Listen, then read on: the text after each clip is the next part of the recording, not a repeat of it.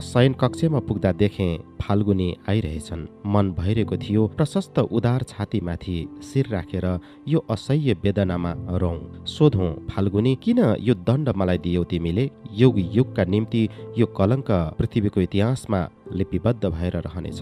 यसका निम्ति कृष्णको के दोष छ? कृष्णले के चाहेकी थिए? यी सब व्यर्थ यो अपमानको बोझ लिएर किन हिँडिरहने? सहृदयी बन्धुलाई देख्दा दुःखको नदी आफै किनारा भत्काएर बहन्छ। म असाध्य रोएँ। शयन कक्षको द्वारमा नै उभिएर ढुङ्गाको मूर्ति झैँ उभिएँ। आँसु उसै गरी छल्किरहेको थियो। फाल्गुनी शिर झुकाएर मलाई नै अतिक्रम गर्न लागेका छन् जस्तो लाग्यो। मतर्फ नहेरी सोधे, के चाहन्छौ? आँसु झरिरहेको थियो। फाल्गुनी, मलाई केही राम्रो लागिरहेको छैन, हृदय कष्टमा छ, सोचे। यो सुनेर उनी हडबडाउनेछन्। तर चिसो स्वरमा उनले भने, दिनभरिको परिश्रमले यस्तो लाग्नु स्वाभाविक हो। भ्रातालाई खबर पठाउनेछु, तिमी आराम गर। छड्के नेत्रले हेरेपछि उनी बैठकतर्फ फर्के।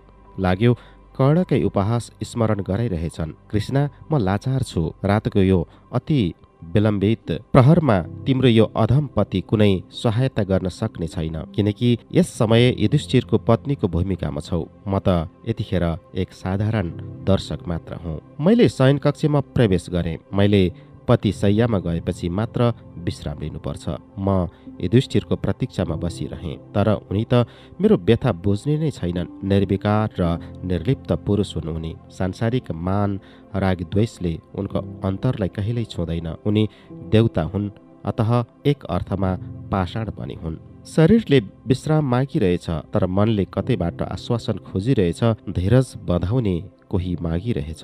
पञ्चपति छन् मेरा, तर यस समय कसैबाट पनि केही प्राप्त भइरहेको छैन। बाहिर फाल्गुनीका पाइलाहरू थाहा पाउँदैछु। सङ्गमरमरको भुइँमा नील पद्म जस्ता सुन्दर पाउहरू देखिँदैछन्। यहीँबाट द्वारको त्यसतर्फ स्थिर भएका छन् उनी। युधिष्ठिरकी पत्नी कृष्णको शयन कक्षमा फाल्गुनीको प्रवेश निषेध छ। बाहिरबाट नै फाल्गुनीले भने, भ्राता अहिले दुर्योधनसँग द्युत क्रीडामा बसेका छन्। आज उनले नै जितिरहेका छन्। रातभरि खेल्नेछन्, किनकि जित्ने मौका कहिलेकाहीँ मात्र आउँछ। तर जब आउँछ, छोडिदिनु बुद्धिमानी काम हुने छैन। उनको प्रतीक्षा नगर, विश्राम गर। उनले खबर पठाएका छन्। फाल्गुनी भित्र आउन सक्दैनन्, तर म त बाहिर जान सक्छु। पर्दा हटाएर बाहिर आएर उनको समक्ष उभिएँ। फाल्गुनी, मेरो अवस्थाको कुरा सुनेपछि पनि उनी जितको नसामा बैठकमा नै रात काट्नेछन्। यो सुनेर के मेरो मनमा कुनै प्रतिकूल प्रतिक्रिया हुँदैन? थाहा छैन किन मलाई यो द्युत क्रीडासँग साह्रै डर लाग्छ। कुनै पनि नसा होस् विपत्तिजनक नै हुन्छ। दानको नसाको कारण नै राजा बलिले पाताल भासिनु पर्यो। द्युत क्रीडामा युधिष्ठिरको हातबाट पराजय, अपमान र यसको ग्लानी दुर्योधनले सायद जीवनभरि भुल्न सक्दैनन्। थाहा छैन फेरि कस्तो प्रतिहिंसाको मौका खोज्नेछन् उनले मनमा नै। फाल्गुनीले लापरवाही साथ भने, द्युत क्रीडा आनन्द, मनोरञ्जन र सोखका निम्ति हुन्छ। खेलको हारजितसँग जीवनको सम्पर्क नै के छ? स्त्रीहरू त्यसै पनि सन्देहशील हुन्छन्। हर कुरालाई उल्टा दृष्टिबाट हेर्ने बानी हुन्छ। त्यसै कारण अधिक दुःख भोग्छन् उनीहरू। म पाण्डवहरूलाई जान्दछु। स्वयंले आफ्ना दाजुभाइलाई जति दोषारोपण गरून्, तर कुनै स्त्रीको मुखबाट कुनै भाइप्रति अभियोग उनीहरू सहन गर्न सक्दैनन्। शान्त स्वरमा भने, फाल्गुनी, तिम्रा दाई नआई म शय्या ग्रहण गर्दिन। आऊ केही समय कुरा गरौँ। केही नभए तिम्रा शाखा कृष्णको दर्शनलाई लिएर नै चर्चा गरौँ। उनी अर्काको सम्बन्धमा किन यति मस्तिष्क लगाउँछन्? फाल्गुनीले एक गहिरो दृष्टिले मतिर हेरे। रक्तिम छन् उनका नीलो सरोवर जस्ता आँखाहरू। सायद रात अधिक भयो त्यसै कारण, अथवा आज फेरि सुरापानको मात्रा केही बढी भयो। गम्भीर स्वरमा भन्न लागे, कृष्ण, 2 वर्षसम्म व्रत पालन गर्नु छ मैले। तिमीले नै निश्चित गरे कि हौ यो। फेरि व्रत भङ्गको यो चेष्टा किन? तिमी के चाहन्छौ कि नियम भङ्ग गरेर म 12 वर्ष वनवास भोगौँ? म अवाक थिएँ। म के चाहन्छु के जानुन् फाल्गुनी। उनी त नारी होइनन्। उनी कसरी बुझुन् कि म हर पल उनको साथ खोज्दछु। मेरो अभिमानको मौन भाषा सायद अहिले बुझिरहेछन् फाल्गुनी। नरम भएर भने, नियम पालनको दृष्टिले 2 वर्षसम्म तिम्रो कामना नगर्ने अर्थ यो होइन कि म निर्विकार कुनै सन्यासी हुँ या पौरुषहीन हुँ। यस्तो निर्जन रातमा तिम्रो सामिप्य र एकान्त आलापको अन्तिम परिणाम मेरो व्रतभङ्ग नै हो, यो मभन्दा बढी अरू कसले जान्दछ। अतः कृष्ण, मलाई क्षमा गर। यो चर्चा भोलि गरौँ। मध्याह्नको समय मिल्नेछ, तब सखाकै उपस्थितिमा कुरा गरौँला हामी। साथमा अरू छन् भने व्रतभङ्गको आशंका पनि रहँदैन। निर्विकार पुरुष सर नै उनी मेरो निवेदनलाई उपेक्षा गरेर गए। एकचोटि पनि मेरो प्रतिक्रिया जान्नलाई फर्केर हेरेनन्। एकपल्ट त सोचे कि मायालाई पठाएर खबर दिन लगाऊं कि म अस्वस्थ छु, तर के यो उचित होला? कौरवले अन्यथा लिनेछन्। यदि युधिष्ठिर आए भने पनि के उनी खुसी भएर आउलन् र? बरु मलाई देख्न साथ क्रोध बढ्नेछ। आजको यो उत्सवको आनन्द नै कुण्ठित हुनेछ उनका निम्ति। युधिष्ठिरले विजय आनन्दमा पत्नीको उपेक्षा गरेका छन्। उनी जितिरहेका छन्। जितको आत्मप्रमादमा अरू कसैको पनि हारको दुःखले यसबेला उनलाई स्पर्श गर्ने छैन। म यता अधीर थिएँ। उताबाट खबर आयो। बैठकमा गएर द्युत क्रीडामा उनको प्रथम विजयको आनन्दमा सहभागी बनौँ। म निरुपाय थिएँ, तर यस्तो समयमा पतिको अनुरोधको मान राख्नुपर्छ। कठिनता साथ प्रस्तुत भएँ। म मायालाई लिएर बैठकमा पुगेँ। युधिष्ठिरको ध्यान न मेरो अस्वस्थतामा थियो न खिन्नतामा नै। उनले आनन्दले भरिएर भने, यज्ञसेनी, तिमी बिना जितको आनन्द नै रहने छैन। आऊ, आसन ग्रहण गर। म द्युत क्रीडामा प्रथमचोटि जीवनमा विजयी भइरहेछु। तिमी बिना के म यो आनन्द उपभोग गर्न सकुँला? भीमले उत्तेजित भएर भने, द्रौपदीलाई जितेपछि पाण्डवहरूले अब हर कुरामा जित्नेछन्। यो कुरा यहाँ स्पष्ट भइरहेछ। अतः यो द्रौपदीकै विजय हो। दुर्योधन द्युत क्रीडामा पराजित भएर क्रोधमा जलिरहेको थियो। भीमले यस्तोमा फेरि उसको चरम पराजयको कुरा स्मरण गराइदिए। दुर्योधनले आग्नेय दृष्टिले मतर्फ हेर्यो। मानौ त्यस दृष्टिमा कामनाको ज्वाला छ, प्रतिशोधको भुङ्रो छ तथा बेभत्स र नृशंस लालसाको आगो जलिरहेछ। त्यहाँ असहिष्णुतामा दुशासन अजब जलिरहेको थियो। अट्टहास गरेर ऊ भन्न लाग्यो, पञ्चपतिकी नायिका देवी द्रौपदीको सतीत्व पराकाष्ठाको कारण विजयी पाण्डवहरूलाई बहाएर समुद्र गर्भसम्म पुर्याउनेछ। म अरू व्याकुल भई उठेँ। पराजित शत्रुलाई आफ्नो जितको गीत सुनाउनु बुद्धिमानी कार्य होइन। यसद्वारा शत्रुता अझ बढ्नेछ, कम हुँदैन। मलाई देख्न साथ कौरवहरू अतृप्त वासना र पराजयको ज्वालामा अति छटपटाइरहेका थिए।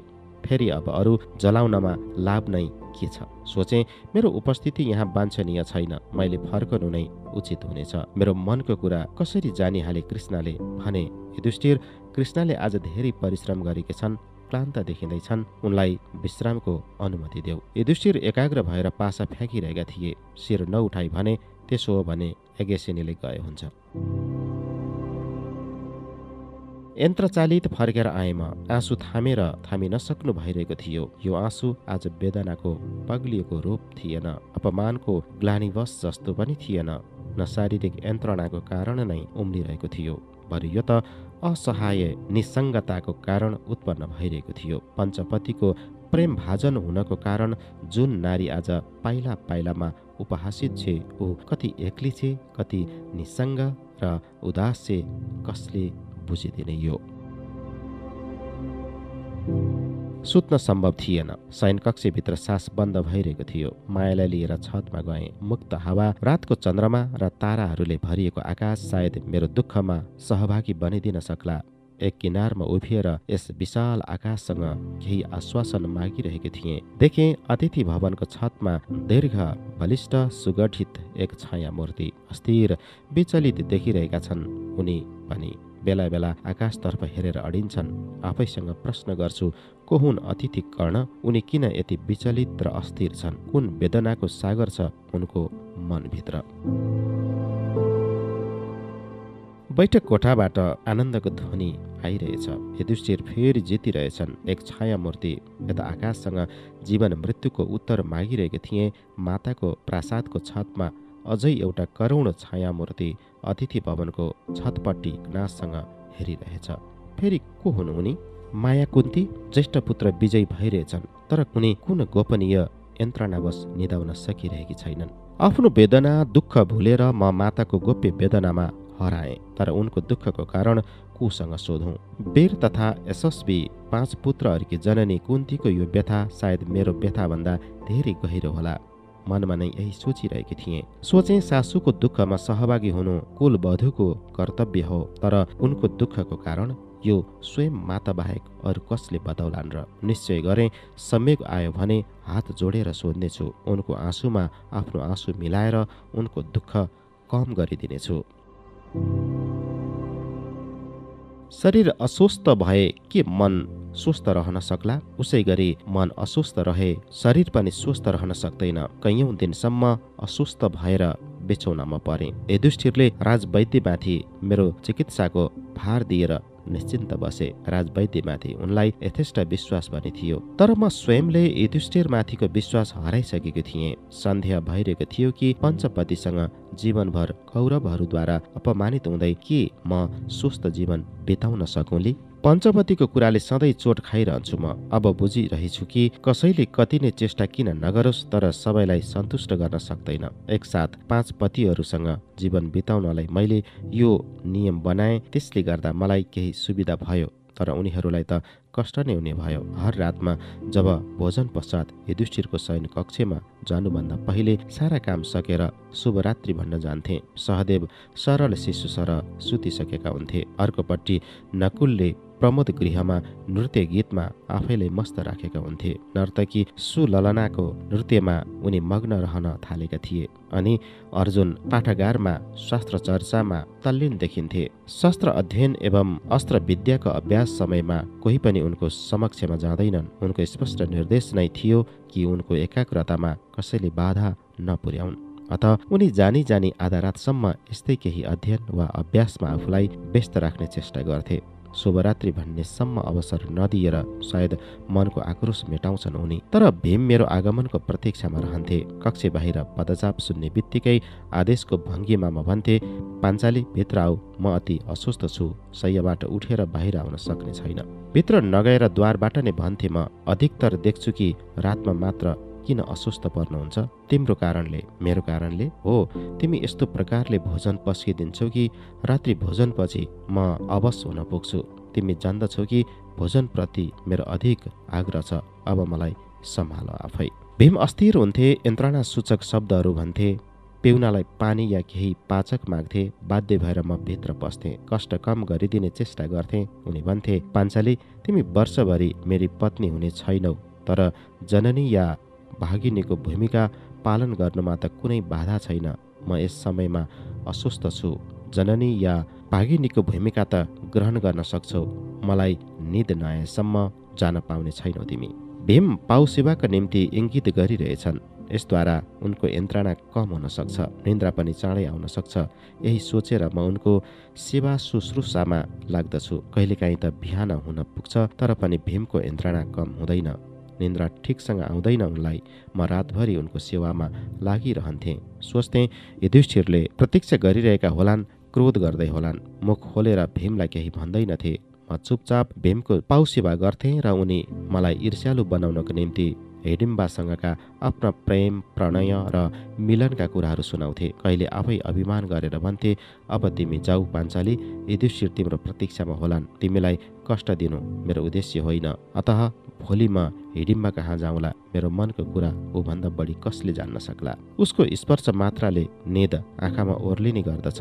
तिम्रो स्पर्शले नेद आउनु कता कता आउन लागेको छ भने पनि डरेर जान्छ। हिडिम्बा राक्षसी हुन्, तर स्त्रीको रूपमा तिमीभन्दा श्रेष्ठ छिन्। भीम मलाई आघात पुर्याउन चाहन्छन्, तर म प्रतिवाद गर्दिन। उनका यस्ता आहत शब्दहरू सुन्ने बानी भइसकेको छ मलाई। चुपचाप फर्कन्छु युधिष्ठिरको कक्षमा। सायद युधिष्ठिर अब स्वाभाविक पतिको अधिकार जाहेर गरेर रुष्ट हुनेछन्। हुनसक्छ उत्तेजित पनि हौन्, अरू कोही भए यसै गर्ने। तर मेरा निम्ति युधिष्ठिरमा प्रतीक्षाको कुनै लक्षण हुँदैन। जितेन्द्रिय तपस्वी झैँ निर्लिप्त भावले स्वीकार गरेर निर्विकार स्वरमा भन्थे, भीम निदायो अब। सुनेको छु प्रतिदिन रात्रि भोजनपछि ऊ अस्वस्थ हुने गर्छ। उसको खानपानको केही ध्यान राखिदेऊ। याज्ञसेनी, मिठो खानेकुरा देख्यो भने उसले हित अहितको कुरै बिर्सन्छ। उसमाथि नियन्त्रण राख। भीमको बाहुबल नै पाण्डवहरूको सम्पत्ति हो। ऊ यसै गरी अस्वस्थ भइरह्यो भने विपद धेरै ममाथि नै पर्नेछ। ज्येष्ठ भएकाले सबै भाइहरूको ध्यान मैले नै राख्नुपर्छ। म गहन अन्तर्दृष्टिले युधिष्ठिरतर्फ हेर्थेँ। रातभरि उनी मेरा निम्ति व्याकुल रहे, तर यति स्वीकार गर्नु पनि यति गाह्रो। यसो गर्नाले के स्त्री समक्ष यति साना हुनेछन् उनी? अथवा परोक्ष रूपमा जनाउन चाहन्छन् कि भीमको अस्वस्थताबाट उनी खुसी छैनन्, उल्टा अधीर विपन्न र असन्तुष्ट छन्। युधिष्ठिरले हर कुरामा यसरी उदारता देखाएर कहिल्यै पनि आफ्नो मनको कुरा म समक्ष खोलेनन्। कहीँ उनको व्यक्तित्वमाथि मेरो आस्था नटुटोस्। अतः भोको छन् भन्ने पनि मसँग भोजन देऊ भन्नसम्म सङ्कोच गर्छन्। कुण्ठित यस लोभी पतिमाथि दयाले मेरो मन द्रवीभूत हुन्थ्यो। म नम्र र मधुर स्वरमा भन्थेँ, भीमको अस्वस्थताको कारण तपाईँप्रति आफ्नो कर्तव्यलाई अवहेलना गरेँ। यसको दुःख छ मलाई। तर भीम यदि एउटा खास समयमा नै अस्वस्थ भइदिन्छन् भने के गर्न सक्छु र?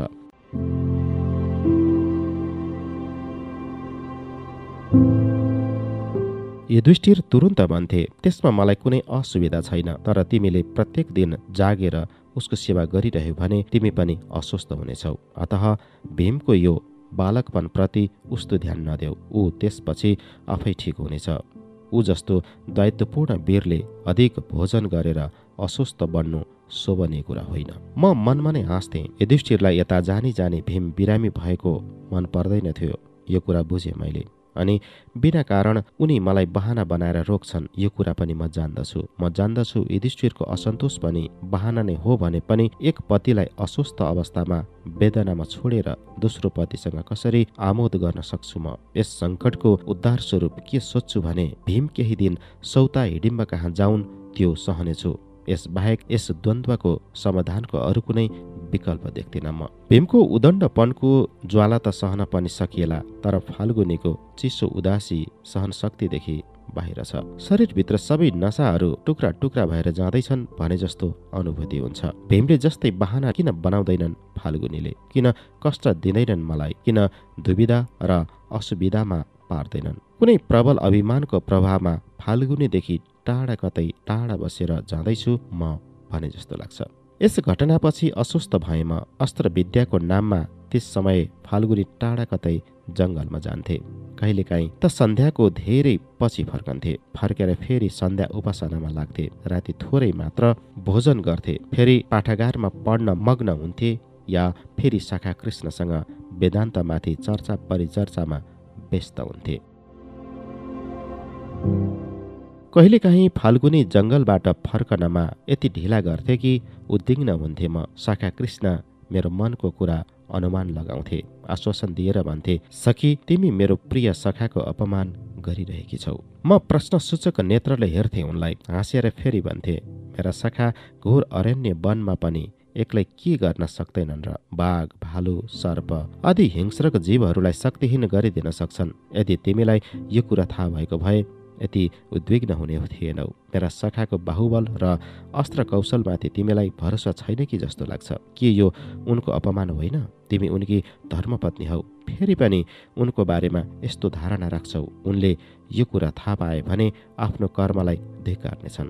अतः तिमी फाल्गुनीको चिन्ता नगर। सखाको आश्वासन सुनेर म आफैलाई सम्झाउने चेष्टा गर्थेँ। त्यस दिन जब फाल्गुनी फर्के रगतले सरोवर थिए। यो कुरा भयो कसैले जान्दैन। साथमा गएका अन्य परिचारकहरू बताइरहेका थिए कि त्यस दिन फाल्गुनी त्यसै पनि अन्य मनस्क मनस्थितिमा थिए। त्यसै अवस्थामा पाञ्चाल देशबाट पाएका एक तेज घोडामाथि चढे उनी। घोडाले गति समाउन साथ त्यो घोर वनमा अन्तर्धान भयो। धेरै बेरपछि त्यो घोडा एक्लै तेज गतिमा फर्केर आयो। परिचारकहरू खोज्दा खोज्दा हैरान भए। पछि देखे फाल्गुनी एउटा पहाडको फेदमा बेहोस भई लडिरहेका थिए। घायल अवस्थामा उठाएर ल्याए। रोमाञ्चक घटनाहरूको नायक बन्ने सोख सानैदेखि थियो फाल्गुनीको। सायद आलस्य र अवसादबाट मुक्ति पाउनका लागि उनी त्यस उद्दण्ड घोडाको पिठमा चढेर त्यस अरण्य वनको सौन्दर्य हेर्नमा मग्न थिए। त्यसै अवसरमा घोडा उनको अनुशासनदेखि बाहिर भइदियो। अतः उनी लडेर बेहोस भए। कसरी यस्तो भयो यसबारेमा सोच्ने समय होइन। चिकित्सा र शुश्रूषामा लागे म। राजवैद्यले अविलम्ब परीक्षा गरे भने अजस्र रगत भएको छ, तथापि सङ्कटको कुनै कुरा छैन। अहिले एकै क्षणमा चेतना फर्कनेछ, तर 2 हप्ताको पूर्ण विश्राम गर्नुपर्छ। उनले चिकित्साभन्दा सेवा नै बढी प्रभावकारी हुनेछ। सखा कृष्णले हाँसेर भने, अब बुझेँ। इन्द्रप्रस्थको अश्वशालामा यतिका अश्वहरू हुँदाहुँदै पनि पाञ्चालको दुष्ट अश्व लिएर किन विपद बोलाए उनले? नत्र त श्यामा प्रेतमा कृष्णको साहचर्य कसरी मिल्ला र? सदाचार सुशील वाक संयमी फाल्गुनीले उदण्ड भीमले चाहिँ जोर जबरजस्तीका साथ सेवा, सौहार्द र साहचर्यता हासिल गर्न सक्दैनन्। सखाको हर कुरामा रसिकता हुँदाहुँदै पनि मेरो दुःख र पीडाको कुनै सीमा छैन सोचिरहेको थिएँ। वास्तवमा फाल्गुनीले यस्तो अपरिणामदर्शी काम किन गरे? मेरो साहचर्य पाउनका निम्ति या मसँग प्रतिशोध लिनका निम्ति? उनको पाउनेर बसेकी थिएँ म। शिरपट्टि माता कुन्ती थिइन्। फाल्गुनीको चेतना फर्कँदै थियो। आँखा खोल्न साथ म माथि दृष्टि पर्यो उनको। मेरा नयनद्वय भरिए। माता बसेकी थिइन्, त्यसैले कठिनता साथ सम्हाले आफूलाई। फाल्गुनीले एकचोटि हेरेपछि फेरि आँखा बन्द गरेका थिए। एकै क्षणमा फेरि मातातर्फ हेर्दै हाँसेर भने, यति सानो कुरामा तपाईहरू सबै अत्तालिनुहुन्छ। मेरा निम्ति रक्त बहनु कुनै नयाँ कुरो त होइन। कुन्तीले कुनै उत्तर दिएनन्, केवल पुत्रको केश मुसारी रहिन्। उनको नेत्रबाट जल कण झर्न लागेका थिए। फाल्गुनीका निम्ति केही बनाउन उठिन उनी। मलाई भनेर गइन्, फाल्गुनीका पैताला सुस्तरी मुसारी देऊ। म पनि यही चाहन्थे। तब सखा परिहासमा भन्न लागे, सखा, म यहाँ रहँदा तिम्रो विश्राममा बाधा त पर्ने छैन? फाल्गुनीले आँखा खोले, सखा, तिमी जहाँ हुँदैनौ प्रशान्ति हुँदैन त्यहाँ, अतः तिमी बिना विश्राममा आनन्द नै कहाँ मिल्छ र?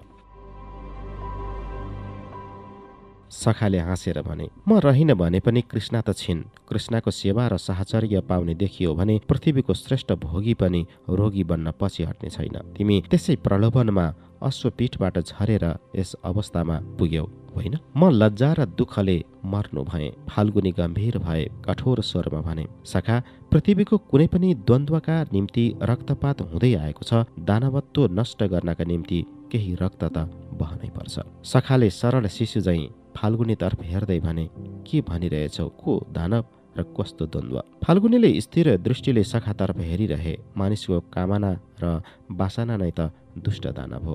अनि द्वन्द्व हुन्छ मन र विवेकको बीचमा। जब कामना रूपी दानव बलवान हुन्छ तब शिरमा रक्त सवार हुन लाग्छ। वासनाले निल्दछ विवेकलाई। ठिक तब शिरबाट रक्त बहन थालेपछि दानवले हार खान्छ। सखा कृष्णले सोधे, कसको कुरा गरिरहेका छौ? आफ्नो कुरा, मानिसहरूको कुरा, मानिसहरूको वासनाको कुरा। सखा, के तिमी सोध्छौ म मानिस होइन, ढुङ्गो हुँ? फाल्गुनी खुबै उत्तेजित हुन्थे र फेरि बीचमा मौन हुन्थे। सखा उसै गरी हाँसिरहे। मैले चुपचाप सहेँ, तर मनले विद्रोह गरिरहेको थियो।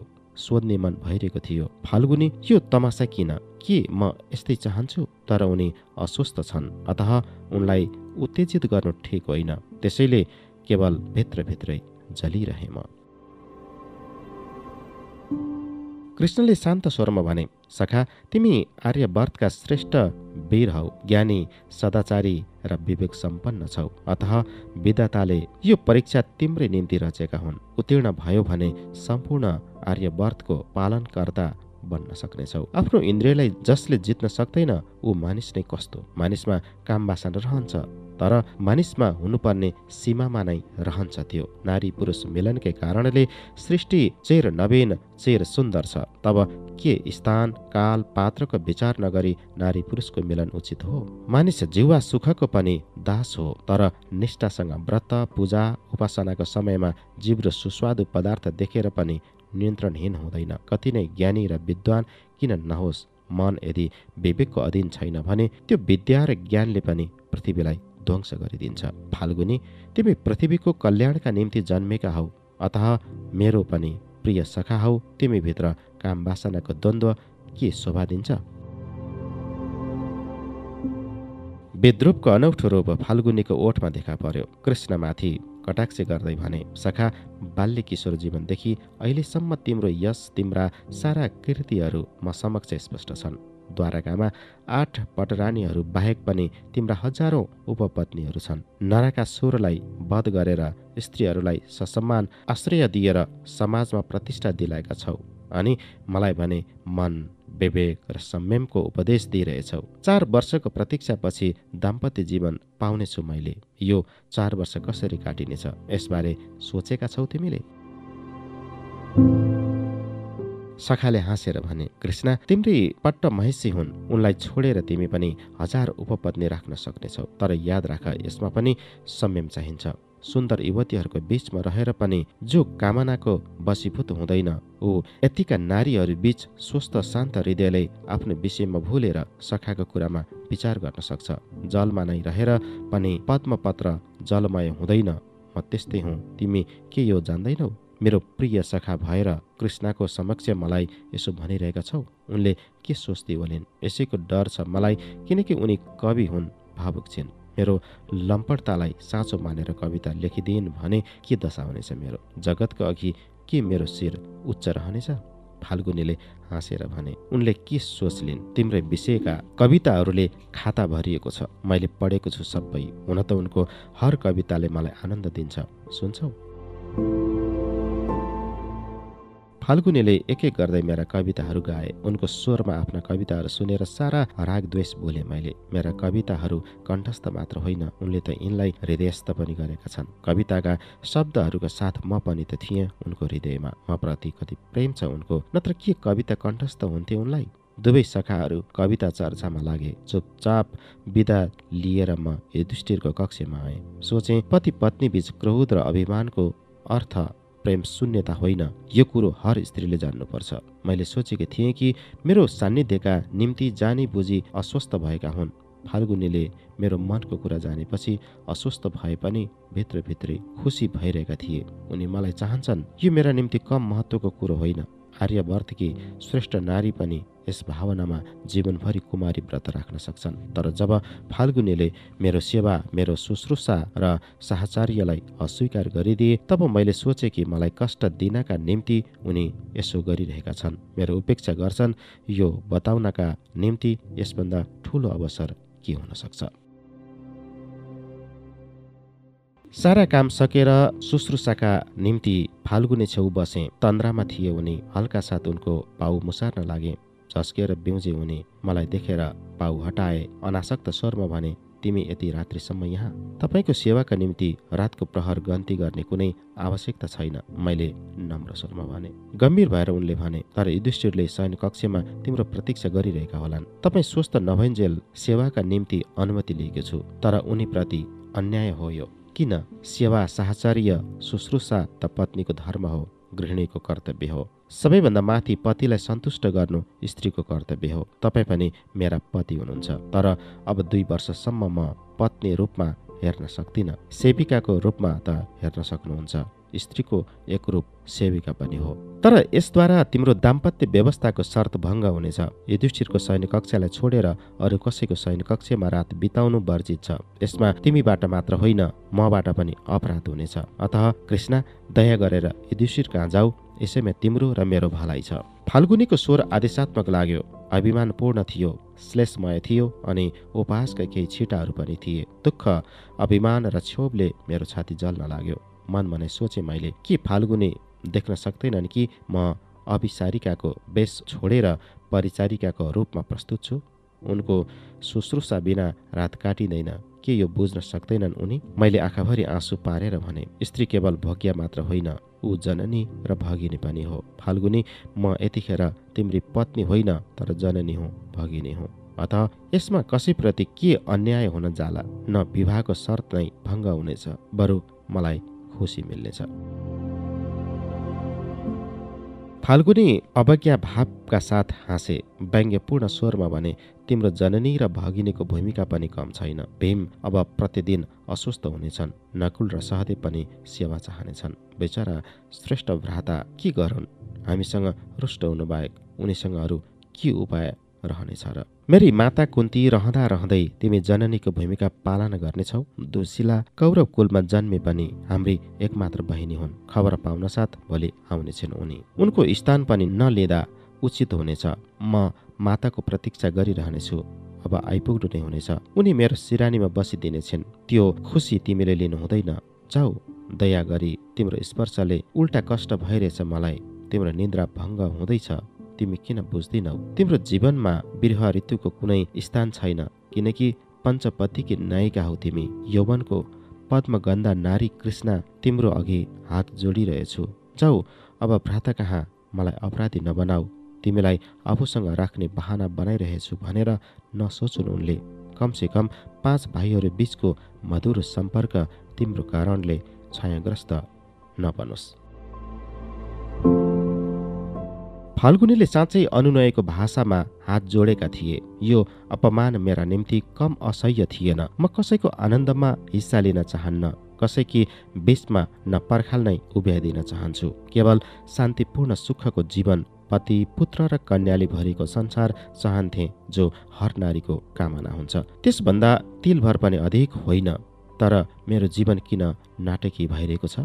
दुःख र क्षोभलाई दबाएर फाल्गुनीको शयन कक्षबाट हतार हतार निस्केँ। तर आएर देख्छु कि युधिष्ठिरको कक्षको द्वार नै बन्द छ। रात धेरै बितिसकेको थियो। इन्द्रप्रस्थको आकाशमा ताराहरू पनि बादलको आडमा निन्द्रा झुलिरहेका थिए। म उभिएकी थिएँ, नितान्त एक्ली। पञ्चपतिहरूका बन्द शयन कक्षहरूलाई जोड्ने बरन्डामा हृदयको वेदनामा नेत्रुक रुझेर उभिएकी थिए याज्ञसेनी। अँध्यारो आकाशमा सप्तर्षि मण्डल एक प्रश्नवाची बनेर मेरो आँखा अघि मधुरो तर गहिरो प्रकारले चम्किरहेका थिए।